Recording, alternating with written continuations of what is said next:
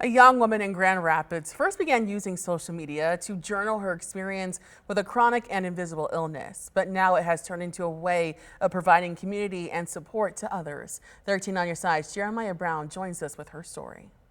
I wanted to eat and nourish my body, but physically I was getting sick. In 2017, Haley Diptula was diagnosed with achalasia, a disorder that affects the ability for food to be swallowed and pass into the stomach. We don't really understand why or how it occurs. When we look at patients with this disorder, the nerve endings that we would normally see within the muscles of the esophagus are just not there. Dr. Chang says there is no known cure, and while it is already rare, being diagnosed at 15 is even more unheard of. Haley is really one in a million. Haley recalls there being little information on living with achalasia as a teenager. It's often misdiagnosed because it's not part of what we think about when we're looking at especially a child who comes in. Since my surgery that I had in spring of 2018, my quality of life was much better. Prior to that though, I was in a phase of life where I essentially was kind of only on liquids. At first, she began documenting her journey on Instagram as a virtual journal where she could look back and see her progress down the road.